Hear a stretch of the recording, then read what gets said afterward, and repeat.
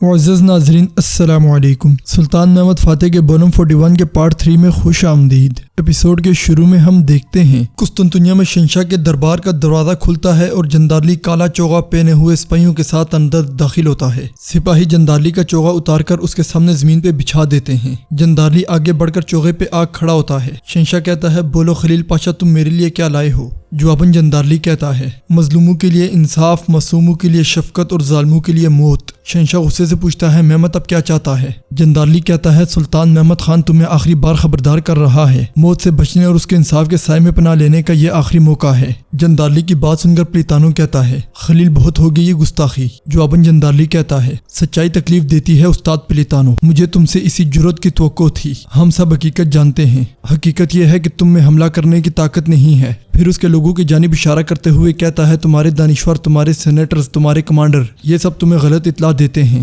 ہم آیا صوفیہ میں نماز پڑھنے کے عزم کے ساتھ دیواروں کے سامنے ہزاروں مجاہدین کو لیے ہوئے انتظار کر رہے ہیں، جیسا کہ ہم نے پہلے دنوں میں کیا تھا۔ شہنشاہ مہم جوئی میں مت پڑو، شہر چھوڑ دو، ہوشیار بنو، معصوموں کو نقصان نہ پہنچنے دو۔ نوترس بولتے ہوئے کہتا ہے مجھے بھی تم سے ایسی ہی جرات کی توقع تھی جیسی تمہیں پلیتانو سے توقع تھی جندارلی تم نے شرائط پیش کی ہیں، اب ہمیں وقت دو۔ مگر جندارلی کہتا ہے اب نہ کوئی موقع ہے نہ وقت، فوراً اپنا فیصلہ کر لو۔ جندارلی کی بات سن کر وہاں موجود لوگوں میں بے چینی پھیل جاتی ہے۔ شہنشاہ لوگوں کو خاموش کرواتے ہوئے جندارلی کے پاس آتا ہے اور کہتا ہے میں ابھی تمہارا سر تن سے جدا کر سکتا ہوں، لیکن اس لیے کہ تم نے ہماری آنکھوں میں خوف نہیں بلکہ ایک زبردست آگ دیکھی ہے، یہ جا کر تم اپنے سلطان کو بتا سکو، اس لیے میں تمہیں معاف کر رہا ہوں خلیل پاشا۔ پھر اس کے کندھے پہ ہاتھ رکھتے ہوئے کہتا ہے اپنے سلطان سے کہو کہ ہماری جانیں لیے بغیر وہ قسطنطنیہ میں داخل نہیں ہو سکتا۔ یہ کہہ کر شہنشاہ تخت کی جانب بڑھتا ہے تو جندارلی کہتا ہے شہنشاہ پھر ہم آیا صوفیہ کے گنبد پر تمہارے لگائے گئے جھنڈوں کو تبدیل کر کے اپنے 3 حلال والے پرچم کو لہرائیں گے، ہم تمہاری جان اور شہر دونوں لے لیں گے۔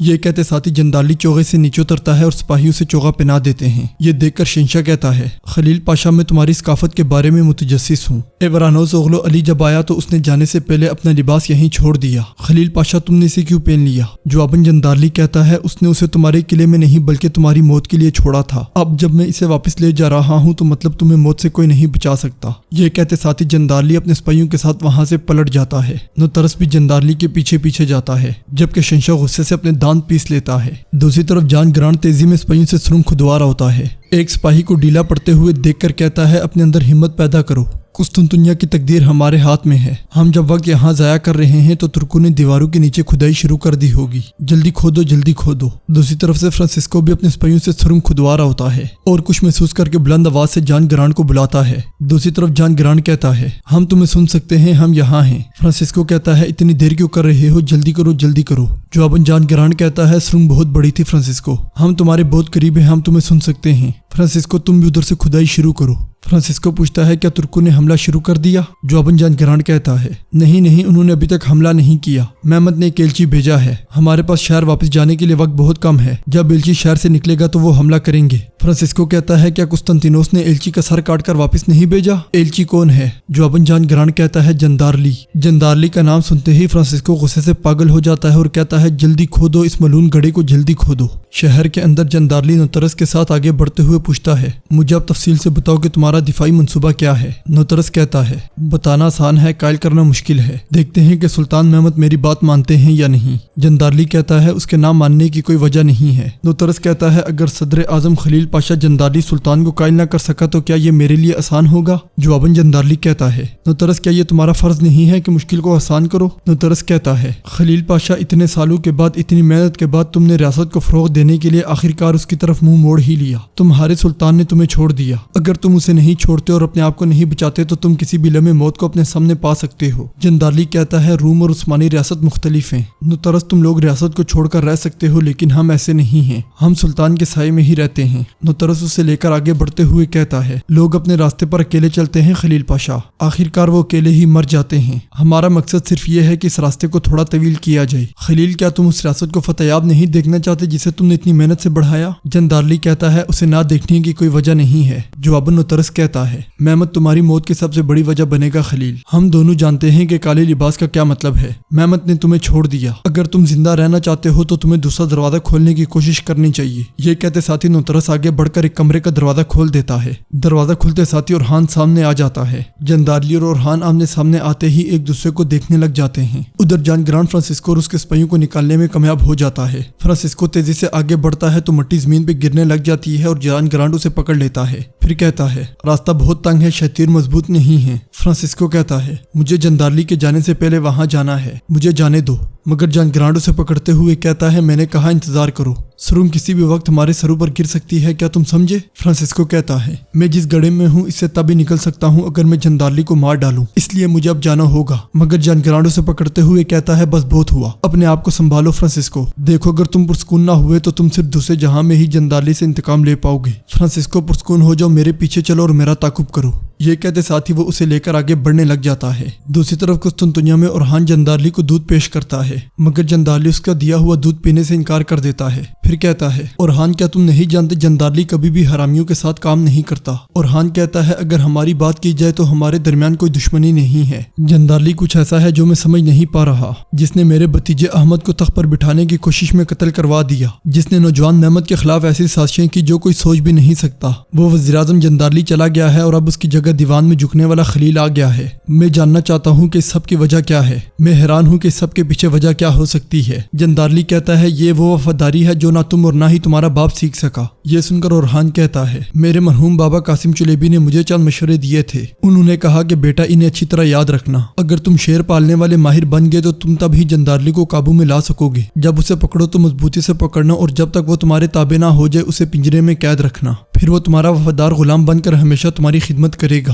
اورحان کی بات سن کر جندارلی ہنستے ہوئے کہتا ہے تمہارے بابا نے تمہیں غلط بتایا ہے، میں پنجرے میں قید شیر بننے کے بجائے پہاڑوں میں آزاد گھومنے والا بھیڑیا بننا پسند کروں گا۔ اورحان کہتا ہے میں مختصر بات کرتا ہوں خلیل تم نے وزیراعظم بننے اور اس کفتان کو تھامے رکھنے کے لیے کس حد تک کوششیں کی ہیں، کیا تمہیں لگتا ہے کہ میں نہیں جانتا؟ جب تم یہاں سے چلے جاؤ گے تو تم چاہے بھیڑیے ہو یا شیر تم مر جاؤ گے۔ خلیل کیا تم دیکھ نہیں پا رہے، کیا تم نے اس بارے میں کبھی نہیں سوچا؟ جنگ کے ان خونی لمحات میں محمد تمہیں ایلچی کے طور پر کیوں بھیجے گا؟ محمد تمہارا سر کاٹنا چاہتا ہے، جلد یا بدیر وہ بھی اپنے ہاتھوں سے، جس وفاداری کی تم ہمیشہ بات کرتے ہو وہ تمہارے گلے کا پھندا بن جائے گی، لیکن میں تمہیں اس سے بچا سکتا ہوں۔ جندارلی پوچھتا ہے کیسے؟ جواباً اورحان کہتا ہے کیا تمہیں یاد ہے کہ میں نے تم سے میدان جنگ میں کیا کہا تھا خلیل؟ یہ کہتے ساتھی اورحان اس لمحے کو یاد کرتا ہے جب میدان جنگ کے بیچوں بیچ اس نے جندارلی سے کہا تھا جس کے صفوں میں تم کھڑے ہو وہ محمد ایک دن تمہارا انجام ہوگا۔ خیال کے بعد اورحان کہتا ہے طاقتور وزیر کیا اب تم دیکھ پا رہے ہو میں نے جو کچھ کہا وہ سچ ہو رہا ہے نا؟ اسی وجہ سے تم پریشان بھی لگ رہے ہو۔ جواباً جندارلی کہتا ہے بالکل ایسا ہی ہے، مگر میں تمہاری طرح مفت خور بننے کے بجائے اپنی ریاست کے سائے میں مرنا پسند کروں گا۔ اورحان کہتا ہے میں جانتا ہوں کہ تم اپنی ریاست سے پیار کرتے ہو، لیکن میں یہ بھی جانتا ہوں کہ تم اپنے آپ سے اپنے نفس سے ہر چیز سے زیادہ پیار کرتے ہو، یہی وجہ ہے کہ تمہارے الفاظ مجھے قائل نہیں کر سکتے۔ جب تم اپنی آنکھوں سے مدد کی اپیل کر رہے ہو تو اپنے آپ کو شیر ثابت کرنے کی کوشش مت کرو، اگر یہ مفت خور شہزادہ زندہ رہنے کے بارے میں کتاب لکھے تو پوری دنیا اس سے سبق سیکھے گی۔ خلیل تمہارے زندہ رہنے کا واحد راستہ میں ہوں، یہ بات تم اچھی طرح جانتے ہو، میں تم سے زیادہ کچھ نہیں مانگ رہا، میرا ہاتھ چومو، میری بیعت کرو اور زندہ رہو۔ یہ کہتے ساتھی وہ اپنا ہاتھ جندارلی کی جانب بڑھا دیتا ہے، جبکہ جندارلی گہری سوچ میں پڑ جاتا ہے۔ باہر سلطان کی فوج آخری حملے کے لیے تیار کھڑی ہوتی ہے۔ سلطوق حسن سے کہتا ہے دیکھو تم پڑھنا لکھنا جانتے ہو، ہم جب اندر جا کر لڑیں گے تو تم پیچھے رہو گے، میں وہاں جو بھی قدم اٹھاتا ہوں، جیسے بھی لڑتا ہوں، وہاں کیا کرتا ہوں اور کیسے کرتا ہوں یہ سب لکھنا۔ سلطوق کی بات سن کر حسن ہنستا ہے تو سلطوق کہتا ہے تم ہنس کیوں رہے ہو، میرے بارے میں کسی کو نہیں جاننا چاہیے کیا؟ ہزاروں سالوں بعد جب لوگ اسے پڑھیں گے تو ہر کوئی سن لے گا اور جان لے گا کہ سلطوق کون ہوا کرتا تھا۔ سلطوق کی باتیں سن کر سب لوگ مسکرانے لگ جاتے ہیں۔ وہاں موجود بالی بھی اسحاق سے کہتے ہیں واللہ میں بہت پرجوش ہوں پاشا، میں نے بہت سی جنگیں لڑی ہیں لیکن یہ بالکل مختلف ہے۔ جواباً اسحاق کہتا ہے میں بھی ایسا ہی محسوس کر رہا ہوں بالی صاحب، ہمارے بال اور داڑھی اس راستے پر سفید ہو گئی لیکن میں اب بھی ایک نوجوان کی طرح محسوس کر رہا ہوں، ہم اس بار جیتیں گے انشاءاللہ۔ دوسری طرف قسطنطنیہ میں دروازوں کے پیچھے خندقوں کی کھدائی تیزی سے جاری ہوتی ہے۔ وہاں موجود کمانڈر پلیتانو سے کہتا ہے جب وہ دروازوں کو عبور کرنے کے لیے وقت کو ضائع کر رہے ہوں گے تو دیواروں پر موجود گرم تیل اور ہمارے تیر انداز عثمانی فوج کو کمزور کر دیں گے، جب دروازے ٹوٹ جائیں گے تو خندقوں میں موجود ہمارے تیر انداز دفاعی صف بنائیں گے۔ जाएंगे। यूनानी आग और उबलता हुआ तेल इन सफू का सहारा बनेगा। ये जगह उनके लिए जहन्नुम बन जाएगी। इसी लम्हे फ्रांसिस्को वहां पहुंचता है। फ्रांसिस्को को देखकर प्लेतानो आगे बढ़ता है तो फ्रांसिस्को कहता है, मेरे रास्ते से हट जाओ प्लेतानो, अभी सही वक्त नहीं है। इस पर प्लेतानो कहता है, नहीं यही सही वक्त है, तमाम तैयारियां हो चुकी हैं। फ्रांसिस्को कहता है, तुमने ये सब कुछ बेमकसद किया। मैंने मेहमद की तमाम तोपें तबाह कर दी हैं। सिर्फ अंदरूनी और बैरूनी दीवारों के सामने एहतियाती तदबीर इख्तियार करो। अब मैं खलील का सर कलम करने जा रहा हूँ। ये कहते साथ ही वो आगे बढ़ जाता है तो प्लेतानो कहता है, तुमने देर कर दी फ्रांसिस्को, जंदाली पहले ही चला गया है। नाजरीन, इसके साथ ही एपिसोड का इख्तिताम होता है। उम्मीद करते हैं आपको वीडियो पसंद आएगी। वीडियो पसंद आए तो वीडियो को लाइक करें, चैनल को सब्सक्राइब करें और बेल आइकन पर लाजमी क्लिक करें। मिलते हैं इंशाल्लाह अगली वीडियो में। अल्लाह निगहबान।